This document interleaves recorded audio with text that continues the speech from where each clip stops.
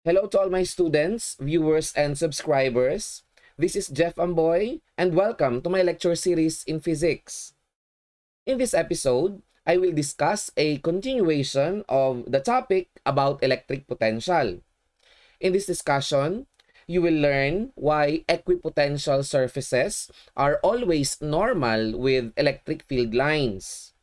You will also realize why static electric fields are conservative. And lastly, you will understand the relationship between electric potential and electric field. But before I begin my discussion, I'd like to remind you that the finals is fast approaching. So just hang on tight and don't lose the motivation to study. Remember that your present accomplishments will be your passport to the future. So just keep on being diligent because one day you might be able to tell yourself that all your efforts and sacrifices are worth it. And after all, investment in learning always pays the best interest. That's why you have to keep on learning. Know the facts, understand the concepts, and most especially, learn new skills. Do these things, and I tell you, you will feel that you are growing. Okay? So now, let's begin our discussion. What is an equipotential surface? From the word itself, the prefix equi means equal. So equipotential means equal potential. Okay?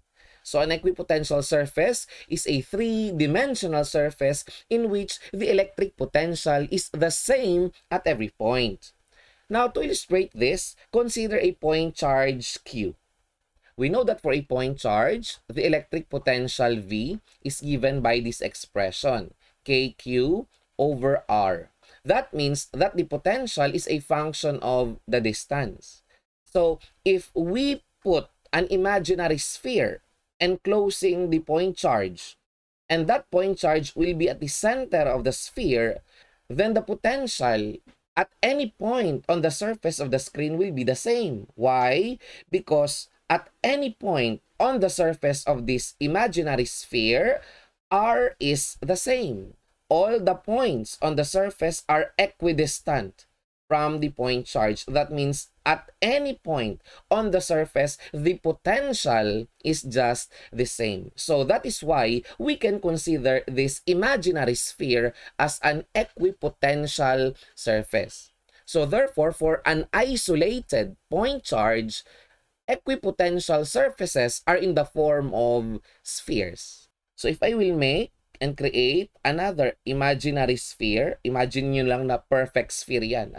So kung siya ay may radius na r, then yung sphere na ito, mako-consider ko rin na equipotential surface. However, yung potential dito sa surface ng sphere na to is iba kumpara sa potential doon sa mas malaking sphere. Okay? But for as long as you are on the surface of a sphere, then the potential is just the same. Okay? So once again, for isolated point charges, equipotential surfaces are in the form of spheres. So halimbawa, meron kang line charge. Ano ang itsura ng equipotential surface ng isang line charge?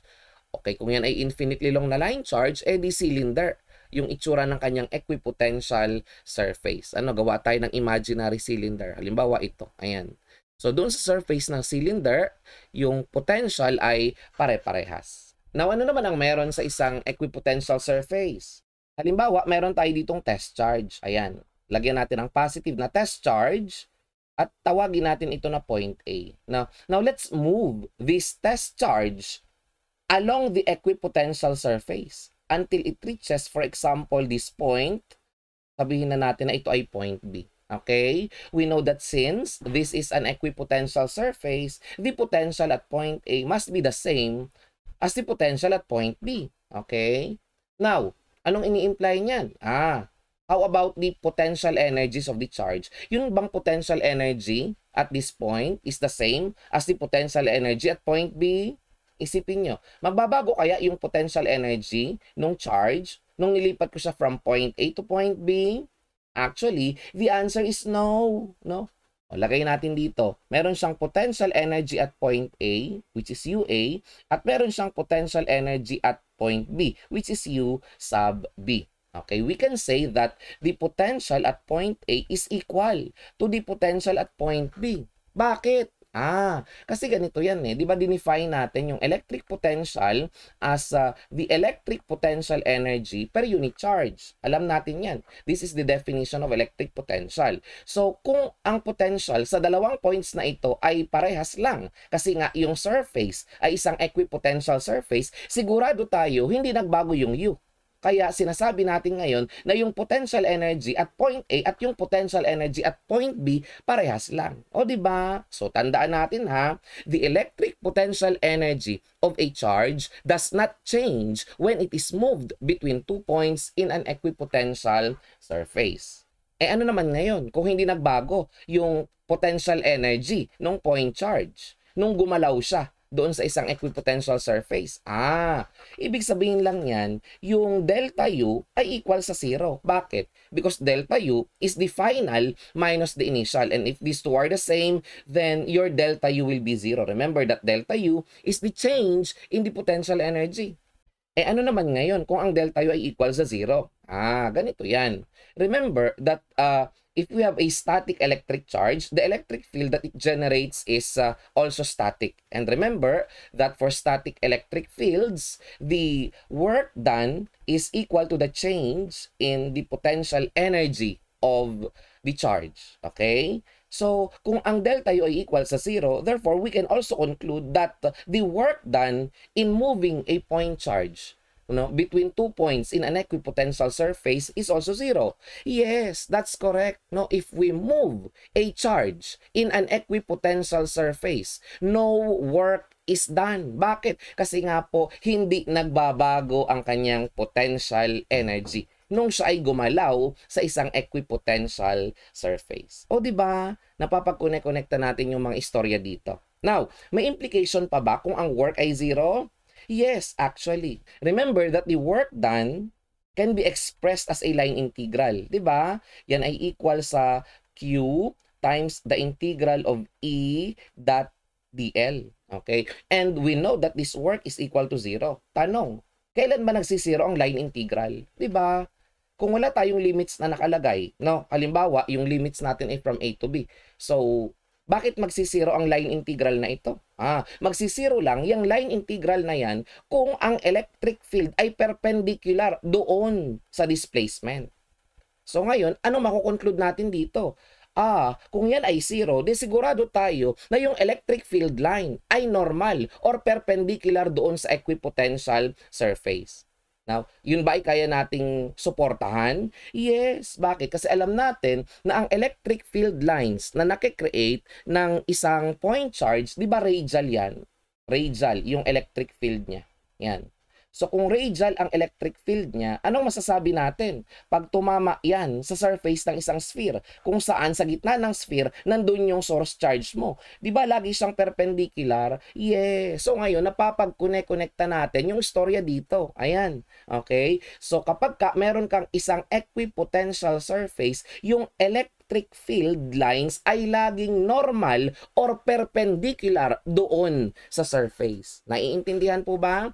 Actually, yung explanation kung bakit normal yung electric field sa isang equipotential surface ay pwede nating balikan dito sa mga concept na diniscuss ko kanina. The work done in moving a charge in an equipotential surface is 0. And because of that, we were able to conclude that this electric field must be perpendicular or normal doon sa equipotential surface. Bakit? Kasi yung work, yan ay line integral at nagsisiro lang ang line integral kung ang electric field na E ay perpendicular or normal doon sa displacement. Ito di ba ito yung displacement niya? So kung lalagay ako dito ng electric field line, ito siya. At itong electric field line ay normal or perpendicular doon sa surface. Di ba? Ang galing, no? So, mula sa mga concept na alam na natin, we're able to come up with new conclusions. Na kung i-relate natin ito sa ating previous topic about conductors in electrostatic equilibrium, ang surface ng isang conductor which is in electrostatic equilibrium, is always an equipotential surface. Tandaan po natin yan ha, kapag ang isang conductor ay electrostatic equilibrium, then yung surface niya ay isang equipotential surface.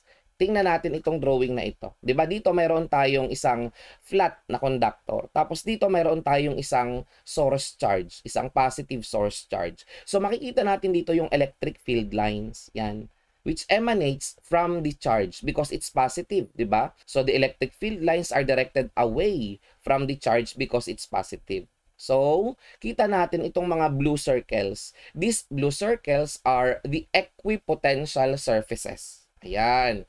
So, dito sa conductor, paano nag-interact yung electric field? Kita natin, yung electric field ay laging normal or perpendicular doon sa surface ng conductor. So, kung normal siya doon sa surface ng conductor, anong masasabi natin sa conductor? Then that conductor must be an equipotential surface. 'Di ba? Kaya sinasabi natin ngayon, ang surface ng isang conductor, if it's in electrostatic equilibrium, is always an equipotential surface. Bakit? Kasi laging perpendicular yung electric field sa kanya.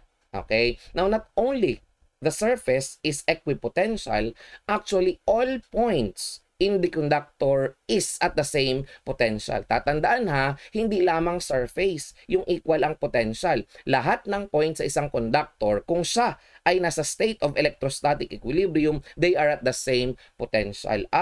So ibig sabihin yan, yung buong conductor, pati yung loob? Yes. That's why a conductor in electrostatic equilibrium is considered to be an equipotential volume. Bakit? Hindi lamang yung surface ang equipotential. The entire volume itself is equipotential. So lahat ng points sa isang conductor pare-parehas ang potential. Okay? So tingnan natin itong image na ito. Now here, we have a conductor which is in electrostatic equilibrium. So we know that the electric field inside the conductor is 0. Now, this illustration is an impossibility. Imposible na ang electric field ganito ang itsura doon sa surface ng conductor. Why? Because if this electric field looks like this, we can say that there is a tangential component and there is a normal component of electric field. But we have learned already from our previous discussions that for a conductor in electrostatic equilibrium, the electric field on the surface is 0. However, if this is the case, if we have a tangential component of electric field, this tangential component will create a net motion of charges on the surface. And if it happens, then the conductor will no longer be in electrostatic equilibrium. So the only possibility is that if electric field exists outside the conductor, that electric field should be normal or perpendicular. Bakit? Kasi yun lang ang paraan para walang tangential component yung electric field. Bakit ayaw natin sa tangential component? Hindi pwede na magkaroon ng tangential component kasi mava-violate yung condition ng electrostatic equilibrium. Bakit? Kasi kapag may tangential component, yung electric field na yan, it will cause a net motion of electric charges na hindi pwedeng mangyari kasi nga ang condition ay electrostatic equilibrium. Okay? So that is why for a conductor in electrostatic equilibrium, this electric field should always be normal to the surface. At kung yan ay normal, then it implies that this conductor is an equipotential surface. Kung ano yung potential sa isang point sa surface ng conductor, yun din ang potential sa lahat ng mga points sa kahit na anong part ng surface. And another thing, kung ano ang potential sa surface, yun din yung electric potential sa loob. Bakit? Kasi nga, ang conductor ay isang equipotential volume. Okay? Di ba simple lang? So I hope na papag-connect-connectan nyo yung mga storya natin dito tungkol sa electric potential at kung paano natin siya in-relate dun sa mga conductors in electrostatic equilibrium. Okay? Now let us explore some equipotential surfaces of different charge configurations. Here, I have an isolated point charge. We know that the electric field lines for an isolated point charge are radial, no? Radial yung symmetry niya.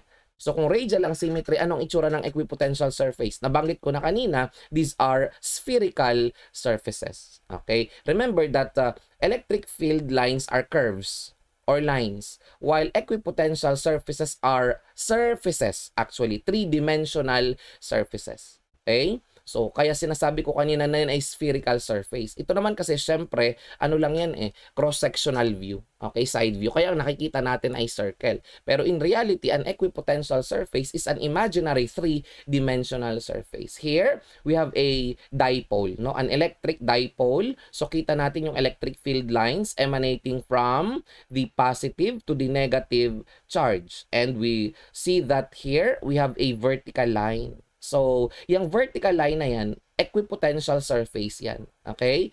At dyan sa surface na yan, ang potential ay zero. Bakit? Kasi yan ay nasa gitna. Diba? Kung nasa gitna siya, equal yung distance, positive at negative, yung electric potential pag kinumpute natin magsisiro. Kasi equal ang magnitude, opposite ang polarity. Okay? Now, bukod dyan, meron tayong mga circles. So, these circles represent imaginary spheres. So, mga equipotential surfaces din yan. Okay? So, dito meron naman tayong dalawang point charges, na parehas ang polarity, no? So, unlike a dipole, ang dipole kasi magkaiba yung polarity. Ito, equal ang magnitude, same ang polarity. Okay? Ano ang itsura ng kanilang electric field lines? Parehas na directed away. So, kita natin yung mga pink lines. These are the electric field lines. And these blue curves here represent the equipotential surfaces. So, kung i-relate natin itong equipotential surfaces doon sa electric field lines, again, what is the important thing? They are always normal to each other. Tatandaan, ang mga electric field lines ay laging perpendicular or normal sa mga equipotential surfaces. Actually, may isa pang term dun normal, perpendicular, orthogonal. Okay? Kaya meron tayong topic sa differential equations na orthogonal trajectories. Actually, ito yung isa sa mga applications ng orthogonal trajectories. No? So, sinasabi natin ang electric field lines, lagi silang orthogonal sa mga equipotential surfaces. Now, let us solve a problem. Determine the electric field and the electric potential anywhere inside, outside, and on the surface of a conducting sphere given a positive charge Q. So, meron daw tayo ditong isang sphere which is a conducting sphere na may charge na Q.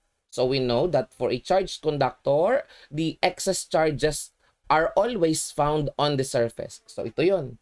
These are the excess charges on the conductor. Positively charged yung conductor natin. Okay?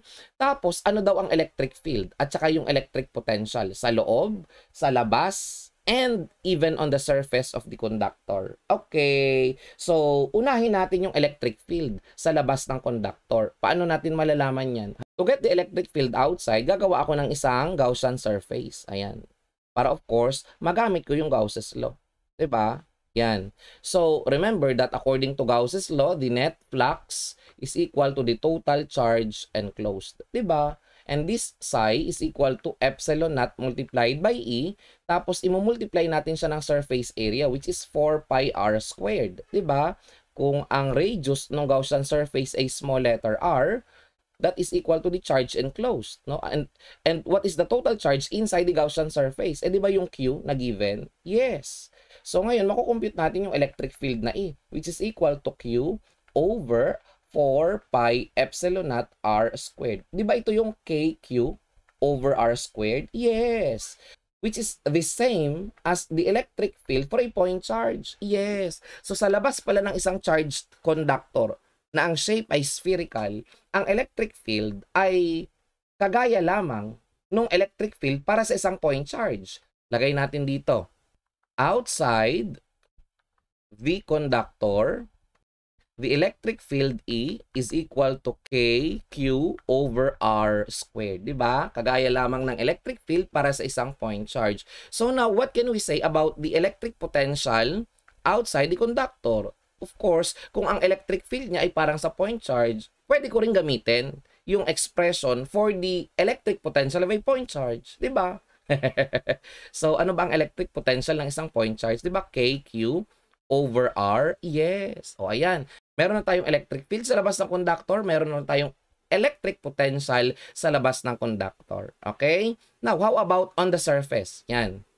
On the surface of the conductor, how about the electric field? Alam natin, yung electric field ay laging zero. Bakit? Kasi ina-assume natin itong conductor na ito ay electrostatic equilibrium. Di ba matagal na nating na-establish yan dun sa ating previous discussion? Okay. How about the electric potential? No? Yung electric potential kaya, zero din yon?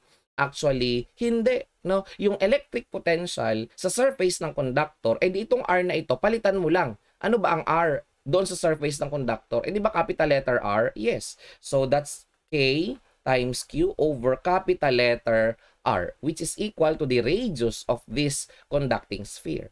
Now, how about inside the conductor? Ano naman ang electric field? Eh dito, ilagay natin inside the conductor. Remember that this is a conductor in electrostatic equilibrium, and we know that inside a conductor in electrostatic equilibrium, the electric field is always zero. Diba? Ang dali lang. How about the electric potential? Ano kaya ang electric potential sa loob? Gamitin natin yung concept kanina na ating na-discuss. Yung surface ng conductor, equipotential yan. Now, lahat ng points sa conductor, kahit sa loob, equal din ang potential kasi equipotential volume siya. 'Di ba? So kung ano ang potential sa surface ng conductor, yun din ang electric potential sa kahit na anong point sa loob ng conductor. Yes. Eh di ba kanina ito yun? Yung potential sa surface ng conductor? Yes. So yan din yung electric potential sa loob ng conductor, KQ over R. Okay? So ayan, na-solve na natin yung problem. Ngayon lagyan natin ng graph, no, para maganda. First, here we have the graph of the electric field as a function of the distance. No? The electric field inside the conductor, even on the surface, is zero. Okay? And outside the conductor, kita natin itong graph na ito ay hindi nag-touch doon sa vertical line. So that means yan ay sa labas na ng conductor. Yung electric field natin, ganito yung expression. Ito yung KQ over R squared, which is similar doon sa electric field ng isang point charge. Next, how about the graph for the electric potential? The electric potential inside the conductor and on the surface are all the same because this is an equipotential surface and at the same time an equipotential volume. And outside the conductor, the electric potential has the same expression as that of a point charge. Okay? O, di ba madali lang? Now, let's discuss a new topic. Dito sa topic na ito, malalaman natin kung bakit conservative ang isang electrostatic field. In our previous discussion about electric potential, we have learned that for static electric fields, the work done is independent of the path. Kapag iginalaw natin yung isang test charge sa isang electrostatic field, kahit saang path pa siya dumaan, basta yung initial at yung final positions ay parehas. Therefore, the work done is independent of the path and saan lang siya nakadepende? Nakadepende lang yung work doon sa initial at sa final positions nung charge na gumalaw. Okay? Now, let us consider a point charge in a region where there is an electric field. Okay? So, itong mga green curves na ito, yan ay nagre-represent sa electric field. At ito yung point charge na papagalawin natin. Remember, saan lang nakadepende yung work kapag gumalaw yung ating electric charge. Nakadepende lang yan sa initial at sa final positions. Kasi nga independent siya sa path. Ngayon, what if pagalawin natin siya sa isang path at yung path na yun ay closed? Kung closed yung path, yung kanyang initial at final position ay parehas. Tama po ba yon? Yes. Now, if the initial and the final positions are the same, do you think there is work done in moving this charge through this closed path? Meron kayang work done nung paggalawin natin itong charge na ito along this closed path? SF. For static electric fields, remember that the work is equal to the negative of the change in the potential energy. No? So, ito naman, nakadepende lang sa final at saka initial. Yung initial at final niya, parehas lang. So, kung parehas lang yung initial at final, yung delta U natin ay magsisiro. Diba? So, that means that the work done in moving a point charge along any closed path in an electrostatic field is always 0. Ayan ha. So dito, yung path na ginawa ko ay para bagang isang ellipse. Okay? But this is not necessarily an ellipse. No? Ang sabi dito, any closed path. So kahit paano ang shape ng path na kanyang daanan, for as long as that path is closed, then the work done is always 0. Okay? Pero alam natin yung work na yan, pwede natin yung express in terms of a line integral. Di ba ito yung expression ng work? Line integral of E dot dl. And that work is now equal to 0. So naglagay lang tayo dito ng circle to indicate that the path is actually a closed path. Yan. So this work is equal to 0. And we know that this work is equal to this line integral. Ngayon, if I divide this expression by Q, ang matitira na lang is yung integral of E dot dl around a closed path. No? So, ang matitira na lang is this expression. No? This is the line integral of the electric field around a closed path, which is equal to 0. Eh, ano naman ngayon, sir? Ano naman kung yan ang natira? Aba, mahalaga ito. No? Bakit? Kasi, kapag ang isang field, kinuhanan mo ng line integral along a closed path at ang nakuha mong sagot ay 0, yung electric field na yun ay sinasabing conservative. Yes. Tandaan ha, a field whose line integral through any closed path is 0 is a conservative field. So yan pala ang basehan para masabi na conservative yung field. Yes. Ulitin ko ha, kung ang isang field ay conservative, dapat yung line integral niya through any closed path is always 0. So dito, nagkataon na yung field natin ay isang electrostatic field. Yes, that is the reason why static electric fields are always conservative. Ganun pala yun. So this equation directly tells us that static electric fields are conservative fields. Tatandaang mabuti. So related ba yan sa law of conservation of energy? Actually, yes. Related siya sa law of conservation of energy. Let's try to interpret this equation, okay?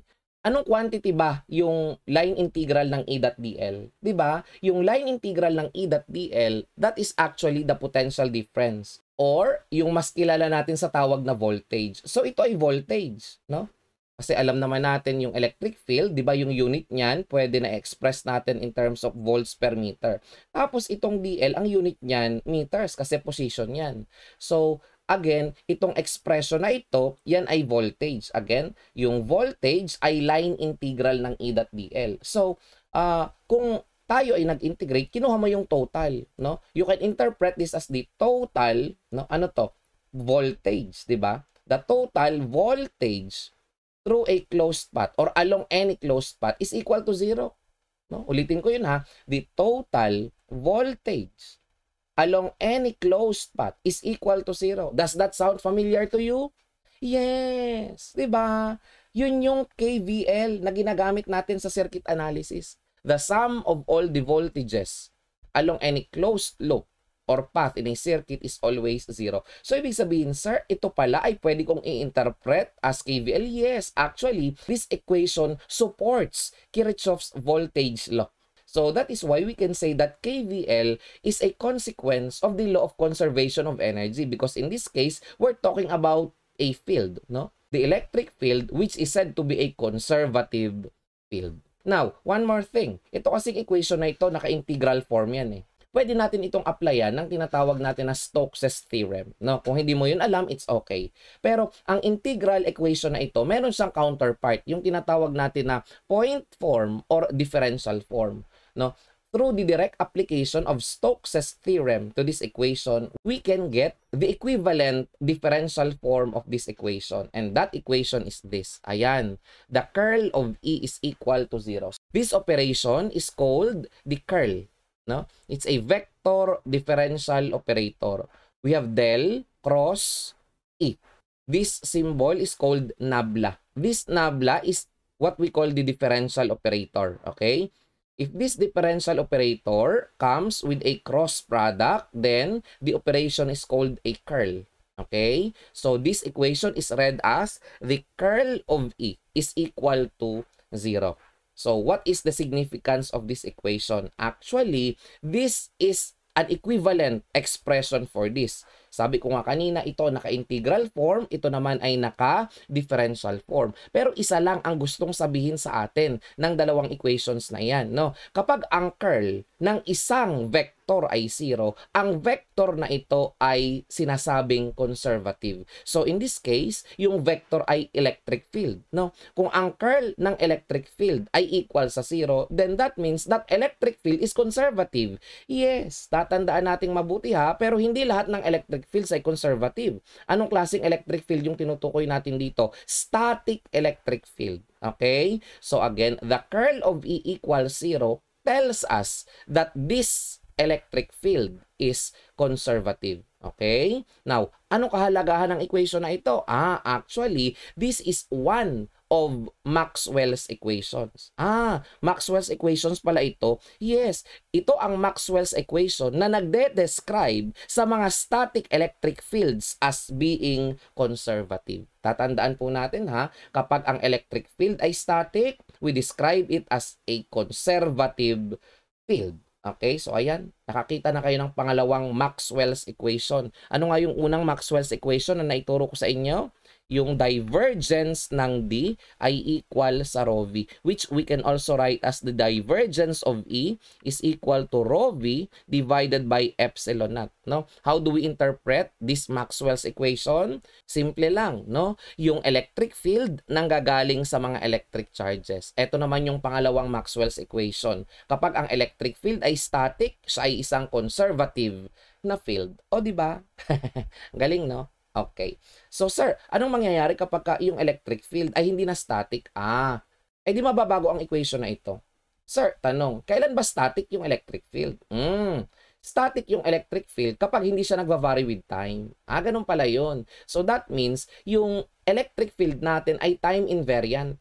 No? Halimbawa, no, sa point na ito, ang electric field hindi nagbabago-bago with time. Kung ano ang electric field dito kanina, yun din ang electric field mamaya. Hindi nagbabago with time. So, ibig sabihin niyan, sir, kapag ang electric field nagva-vary na with time, hindi na siya static? Yes. Time-varying electric fields are no longer static, and for such electric fields, magbabago ang equation na ito. The curl of V is no longer equal to 0 because the electric field is no longer conservative. Nagkakaunawaan po ba?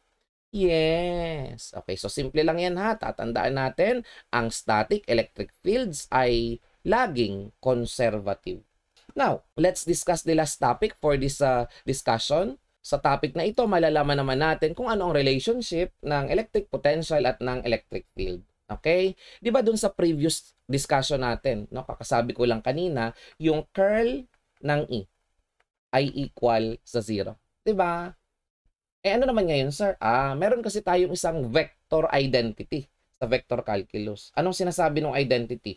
If the curl of a vector is 0, then this vector can always be expressed as a gradient of a scalar function. Okay? Ayan, no? Meron tayo ditong isang vector na kinuhanan natin ng curl at ang nakuha nating sagot ay 0. Yes. Kapag daw ang curl ng vector ay 0, yung vector na yan, in this case, yung E, pwede daw natin siyang i-express as a gradient of a scalar function. Okay. Sir, anong ibig sabihin yan? Ganito yan ha. Gawa tayo ng vector identity dito. The curl, yan. Ito yung identity natin eh. Okay? Ito yung sinasabi natin na vector, no? Kung ang curl daw ng vector ay equal sa 0, then yung vector na yun, pwede mo siyang i-express as the gradient of a certain scalar function. Ito yung expression for gradient, no? Del F, no? Dito yung F, yung scalar function na sinasabi natin. Okay? So, tanong, ano kaya yung scalar function? Na pag kinuha na natin ang gradient, ang makukuha nating sagot is electric field. Actually, that scalar function whose gradient is equal to the electric field is the electric potential. Kaya sinasabi natin na ang electric field ay potential gradient. Bakit? Kasi itong electric field na ito equal sa gradient ng electric potential. Okay? So, alamin natin kung paano ito nangyari. Now, first, isulat natin yung expression sa pagkukompute ng electric potential. We know that the electric potential can be expressed as a line integral. Di ba ito yon? Negative times the integral of E dot dl. assuming that we move the charge in a direction that is opposite the field. Kaya dito ay mayroong negative sign. Okay? If I will get the differentials of both sides, matatanggal dito yung integral sign. Okay? At ang matitira na lang sa kaliwa, dV. The differential electric potential. Tapos sa right hand side, mawawala na yung integral sign. Okay? So here we have dV, which is equal to the negative of E dot dl. Okay? Pwede nating express ang electric field na ito, yung ina yan, di ba, in vector form. So E is equal to EX, AX plus EY, AY plus EZ, AZ. So this is a three-dimensional electric field written in rectangular coordinate systems kasi meron tayong XYZ. Diba? Itong DL naman na yan, pwede rin natin yung isulat as DX, AX plus DY, AY plus DZ times AZ. Okay, so yan ay mga unit vectors ha. Okay. Now, kapag isinubstitute natin itong ina ito doon at saka itong DL na ito dito, pwede na nating i-evaluate yung dot product. So, kopyahin ko lang yung negative. Tapos sa loob ng parenthesis, ilagay ko itong E at saka itong DL. Yan. Now, kapag ako ay nag-evaluate ng dot product, di ba, imumultiply lang natin yung respective components. No? EX, imumultiply sa DX. Tapos yung EY, imumultiply sa DY. At yung EZ, imumultiply natin sa DZ. So, ito yung makukuha natin kapag i-evaluate natin yung dot product. Negative EX DX minus EY DY minus EZ times DZ. But in calculus, we may recall that the total differential of a function can be written this way. So, in this case, the function is the potential function dV. So, paano natin kinukuha yung total differential ng electric potential? So, ganito yung pagsusulat ng total differential ng isang function. So, we get its partial derivative with respect to x, then we multiply it by dx. Then, the partial derivative of that function with respect to y times dy plus the partial derivative of v with respect to z multiplied by dz. Okay, so this is the total differential of the potential function. Now, kung ikukumpara natin itong dalawang ito, kasi parehas naman silang dv, saan pala equal yung ex? Diba? Itong dx parehas lang eh. So, itong ex, sigurado ako, equal sa negative of the partial derivative of v with respect to x. Diba? So, ayan, by comparing these two, we can say that ex is equal to the negative of the partial derivative of v with respect to x. Likewise, EY is equal to the negative of the partial derivative of v with respect to y. And lastly, EZ is equal to the negative of the partial derivative of v with respect to z. So ngayon, ano ang ating na-realize dito? Ito ay mga vector components, di ba? Yan ang components ng electric field sa x, sa y, at sa z axis. So ngayon, anong relationship pala ng electric field at saka ng potential? Makikita natin dito na pag kinunan mo pala ng derivative, ang potential, ang makukuha mo is electric field. Yes, so we can say that this electric field is the rate of change of electric potential with respect to what? Ano bang nare-represent ng XYZ? Di ba position? So we say that the electric field is the rate of change in the potential with respect to position. Okay? Na actually dito pa lang makikita na natin eh. Di ba? Dito yung E is equal to dV over dL. So, yung derivative, rate of change yun, no? So, yung kinukunan dito ng rate of change, potential. Kaya sinasabi natin ang electric field, rate of change ng potential with respect to position. Naiintindihan po ba? So, ngayon, ano yung equation na nagre-relate dito sa electric field at saka sa V? Ito naman hiwa-hiwalay. Di balikan natin ang equation na ito. Di ba? Ito yung electric field, At itong EX na to, pwede kong palitan ng negative dV over dx. Tapos, lagyan ko lang ng AX. Tapos, itong EY, palitan ko lang nito. Negative of the partial derivative of V with respect to Y. And lastly, itong EZ, papalitan ko lang ng negative of the partial derivative of V with respect to C. No? Pag sinulat ko yan, ito yung makukuha ko. Ayan, no? E is now equal to the negative of this expression. Okay? So, this equation is the one that relates the electric potential V to the electric field. Sir, pwede ko bang sabihin ang electric field ay derivative ng electric potential? Not exactly. Bakit? Kasi meron tayong tawag dito sa expression na ito. Itong expression na nasa loob ng parenthesis ay isang vector operation na tinatawag natin na gradient. O uulitin ko ha, the operator inside, the expression inside the parenthesis is known as the gradient operator. Okay? Isa siyang vector differential operator. Kasamahan siya ng divergence at saka ng curl. So, alam nyo na yung divergence, alam nyo na yung curl. Ngayon, may panibago, gradient naman. Okay? So, sir, paano natin isinusulat yung gradient ng isang function? Ito, no, we use the symbol nabla, the del of the function f. No? So, this expression is the gradient of f. So, in this case, ang kinukunan ng gradient ay v. No? Kung ang kinukunan natin ng gradient ay v, then isusulat natin as grad v. E is equal to the negative of grad v. Or, using the del operator, yan, no? E is equal to the negative of del v. Okay? Gradient ang nire-represent niyan. Ganun pala yun. Okay, so now anong relationship ng electric field at ng electric potential? Ang electric field ay gradient ng electric potential. Kaya nga ito yung title ng slide, potential gradient. So anong tinutukoy ng potential gradient? Ang potential gradient na ito, ang tinutukoy niya ay ang electric field. O di ba ang dali lang? Tatandaang mabuti ha, electric field is the gradient of electric potential. Sir, paano ba mag-evaluate ng gradient? Ayan no, di ba nakalagay dito?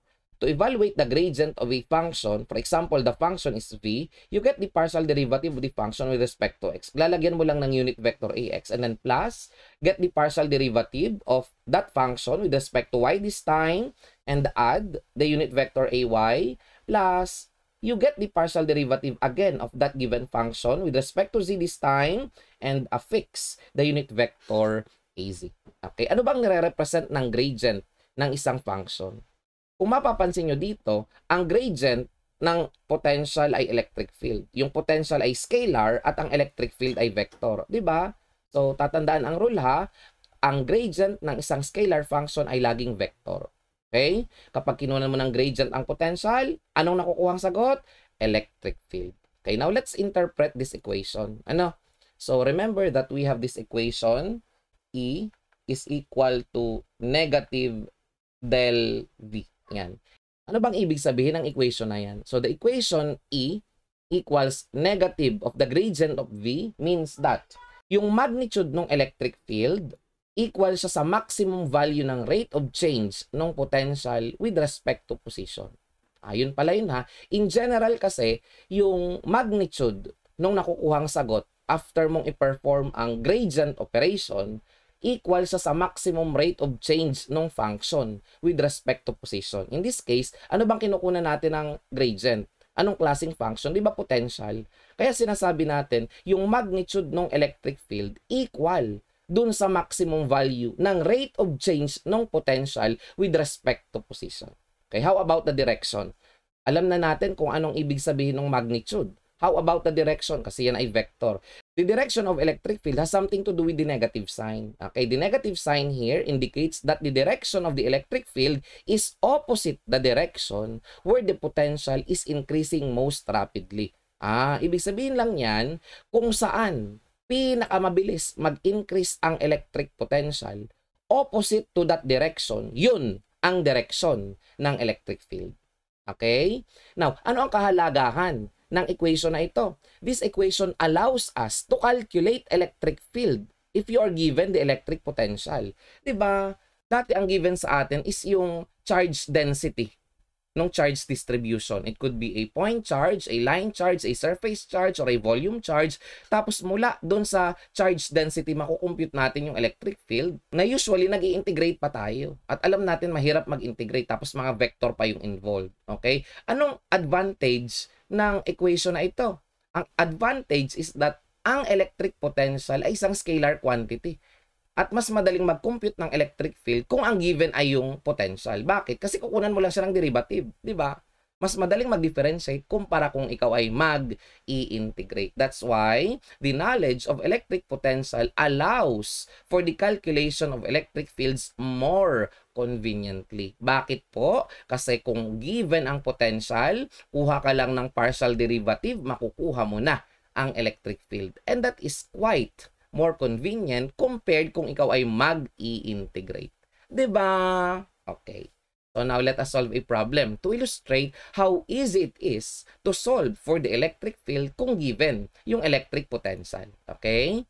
The potential field in a region is defined by, so this is the equation of the electric potential. Find the following quantities at point P. Hanapin daw natin yung potential, yung electric field, at saka yung magnitude niya, at saka yung kanyang direction. Hanapin natin yung flux density, ang dami naman pinapahanap dito, at saka yung charge density. Okay, madali lang yan, no? Una, to get the potential, substitute lang natin yung values ng x, y, z kasi meron na tayong equation ng V. Okay, so the potential is equal to 4 multiplied by, ano ba yung x? Negative 2 squared times y, which is 1, minus 3 times x, which is negative 2, y, which is 1, plus 5 times z, which is 4. Okay? So, evaluating this, we have 4 times 4, 16, plus 6, that's 22, plus 20, that's 42. So, we have 42 volts. Next, letter B. Ano daw yung electric field at yung kanyang magnitude at saka direction? Ano nga yung equation na nagre-relate sa electric potential at sa electric field? Remember that E is equal to the negative of the gradient of V. Yan. So, kunan lang natin yan ng gradient. Paano kumuha ng gradient? Partial derivative with respect to x. So, anong partial derivative ng entire expression na ito with respect to x? So, we have 8xy. Tapos ito, minus 3y ax. Tapos, partial derivative niya naman with respect to y. So, 4x squared minus 3x. Lagyan natin ng ay. Tapos, anong partial derivative niya with respect to z? Itong dalawang term magsisiro. Ang matitira lang is 5. So, plus 5az. Okay. Now, i-evaluate natin yung electric field na yan at the given point P. Okay. So, meron tayong negative of 8 times negative 2 is negative 16. Negative 16 times 1 is still negative 16. Negative 16 minus 3 times 1 is 3. Natin dito ax plus, okay, x squared. So, we have 2 squared is 4 times 4 is 16. So, 16 minus 3 times negative 2 is negative 6. So, magiging plus 6 yun. Lagyan natin dito ng ay, tapos 5az. Okay. So, now, the electric field is equal to negative 16 minus 3, negative 19, negative pa uli. So, makakaroon ako dito ng positive 19az. Next, 16 plus 6 is 22, negative. So, minus 22ay. Next, 5, negative. So, minus 5az. So, this is the vector electric field at point P. Okay, next, hanapin natin yung kanyang magnitude. Ano ba ang magnitude niyan? So, lagyan ko dito ng vector ha, arrow. So, the magnitude of E is equal to square root of 19 squared plus 22 squared plus 25. Okay, so we have 29.5 approximately. So, this is 29.5 volts. Now, kunin natin yung direction ng electric field. No? To get the direction, we just solve for the unit vector along the electric field. Okay? So, we just divide this vector by 29.5. So, kopyahin ko na lang yan ha. So, 19az minus 22ay minus 5az. And divide all of them by 29.5. Okay, kung anong lalabas sa sagot dito, yun na yung unit vector na nagre-represent sa direction ng electric field. Next, for letter C, let's calculate the electric flux density. Flux density. Ano ba yung flux density? Di ba yun yung D? Anong relationship nung D dun sa E? For the flux density D, we know that it's equal to epsilon naught multiplied by E. Okay? Kanina, na-compute na natin yung expression for E. No? So, kukopihin na lang natin epsilon naught multiplied by, so the expression for E is negative of, itong buong to kukopihin ko lang. So, kopihin ko lang yung negative, no? At ilagay ko na lang na multiplier ng epsilon naught. Tapos, 8xy minus 3y ax. Negative 8xy minus 3y ax plus 4x squared minus 3x ay tapos plus 5az. Okay, so ito na ngayon yung flux density. Ano? Lagay mo lang yung values ng x, y, z. Makukuha mo na yung value ng electric flux density doon sa point P. Okay? How about the charge density? Anong relationship ng charge density at saka ng D? Pwede natin yung gamitan ng Gauss's law. Diba? Anong sabi ng Gauss's law? The divergence of D is equal to rho V. Itong rho V na ito yung charge density. Okay? So, ito yung D. Kunan lang natin siya ng divergence. Diba? Paano ba kumuha ng divergence? The divergence can be obtained by getting the partial derivative of this with respect to x, tapos partial derivative niya naman with respect to y, tapos partial derivative niya with respect to z. Okay? Kopyahin ko lang tong negative epsilon naught. Okay? Anong partial derivative nito with respect to x? 'Di ba? Makakaroon lang tayo dito ng 8y. 8y. Next, partial derivative nito with respect to y. Wala kasi lahat sila ay x. At partial derivative nito with respect to z. 0 din kasi constant siya. So meron na tayo ngayong sagot. The answer is negative 8 epsilon naught multiplied by y. Okay? So at point P, yung charge density natin, substitute lang natin yung value ng y. Diba? Negative 8 times epsilon naught. Ang y natin ay 1. So, 1. So, multiply mo lang yung negative 8 ng epsilon naught. O sa calculator, gawin natin yan. Negative 8 times, ang epsilon naught ay constant 32. Okay, so we have, yan. The answer is 70.8. Negative 70.8 times 10 to the negative 12 times 10 to the negative 12. Anong charge density? Coulombs per cubic meter. Okay, so now meron na tayo ngayong sagot. Now, so if at point P, the charge density is negative, that means, halimbawa, ito yung point P. At this point, the charge density is negative. Kaya dapat, sa point na yon, yung electric field natin ay directed towards that point, no? Kasi siya ay sink, no? Ang divergence niya ay negative, kaya yung electric field at that point is papalapit sa kanya, no? It's actually a sink. Okay? So, ayan, no? Nakapag-compute na tayo ng electric field given ang electric potential at na-review pa natin yung topic about Gauss's law kung saan ginamit natin yung electric field para makompute ang charge density. So, this problem ends our discussion for this topic. Thank you so much for watching. Bye!